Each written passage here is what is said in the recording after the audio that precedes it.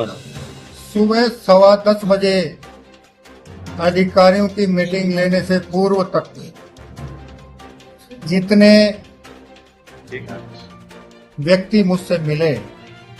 और उन्होंने अपने जितने जितने अभ्यावेदन से जितनी शिकायतें जितने मांग पत्र दिए उन सब पर एक एक करके नगर निगम बीकानेर, विकास प्राधिकरण बीकानेर और राजस्थान आवासन मंडल के अधिकारियों से चर्चा करके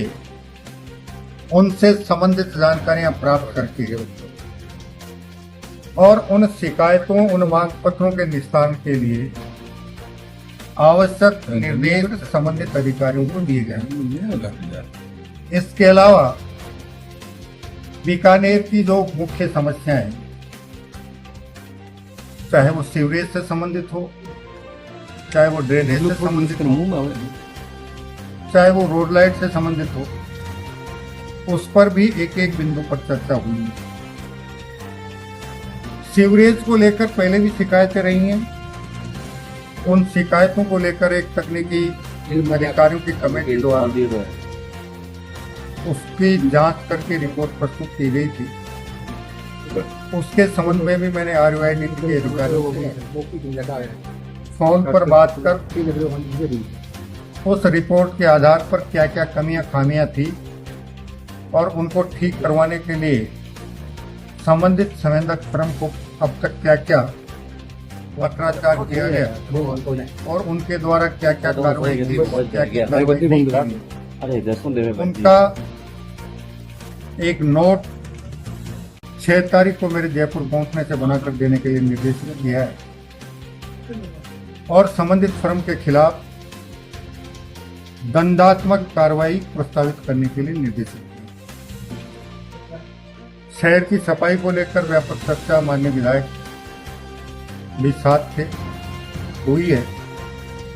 और अधिकारियों को निर्देशित किया गया है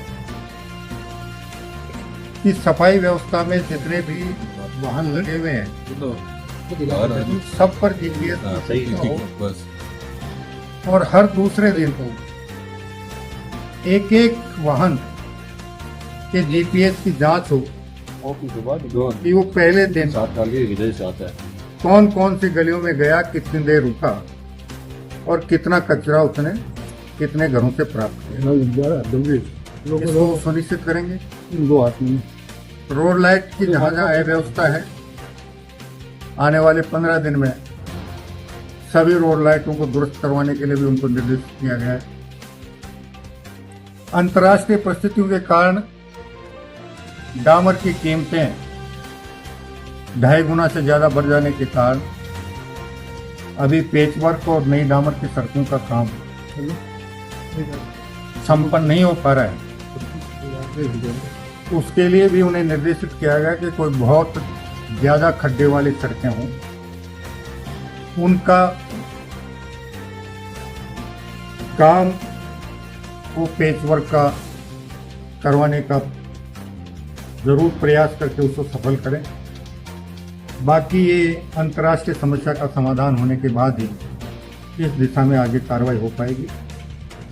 तीसरा, हमारे यहाँ नगर निगम बीकानेर, विकास प्राधिकरण बीकानेर और राजस्थान आवासन मंडल बीकानेर द्वारा जितनी भूमियां अधिग्रहित की गई थी उनका भौतिक सत्यापन करेंगे और उन पे जहाँ जहाँ अतिक्रमण है उन्हें अतिक्रमण मुक्त करवाकर उनका विकसित कर बाकी बची हुई भूमियों को नीलामी के माध्यम से विक्रय कर जो आय अर्जित हो उस आय को बीकानेर के विकास समस्याओं के समाधान में खर्च करने के लिए भी निर्देशित किया। इसके साथ ही मैंने जिला कलेक्टर बीकानेर से भी बात की है और उन्हें भी बताया गया है कि वो इस मामले में हमारे तीनों संस्थाओं का सहयोग करें। इसके अलावा एक शिकायत आई थी कि हमारी कुछ ग्राम पंचायतें जो बीकानेर विकास प्राधिकरण में आ गई, उन ग्राम पंचायतों द्वारा कुछ पट्टे फर्जी रूप से हमारी बीकानेर विकास प्राधिकरण, नगर निगम और आवासन मंडल की आवासशुदा भूमि जिस पर योजनाएं की गई उनके नाम से पट्टे जारी किए गए। इसके लिए भी मैंने यहाँ के मुख्य कार्यकारी अधिकारी जिला परिषद से बात की है और जिन ग्राम पंचायतों की शिकायत मेरे पास आई थी उन्हें निर्देशित किया है कि वहाँ के ग्राम विकास अधिकारियों से उन पंचायतों द्वारा विधिवत रूप से जितने पट्टे जारी किए गए हैं पहले उनकी सूची तैयार करवाएं और उसके बाद एक एक ग्राम पंचायत के ग्राम विकास अधिकारी को संपूर्ण रिकॉर्ड के साथ, जिसमें ग्राम पंचायत का बैठक कार्यवाही विवरण और पट्टा पत्रावली और पट्टा रजिस्टर मंगवा उस सूची को सत्यापित करें और वो सत्यापित सूची को सत्यापित करने के बाद उसकी एक एक प्रति हमारे तीनों संस्थाओं को उपलब्ध करवाएं ताकि इन संस्थाओं की भूमि पर जिन लोगों ने फर्जी पट्टों के आधार पर कब्जे करने का प्रयास किया है उनके खिलाफ विधि के अनुसार आगे कार्रवाई की जाए। इसके अलावा कुछ फर्जी पट्टों की शिकायत आई थी, उसके लिए भी मैंने अधिकारियों को निर्देशित किया है, जिसमें मुझे फौरी तौर पर यह बताया गया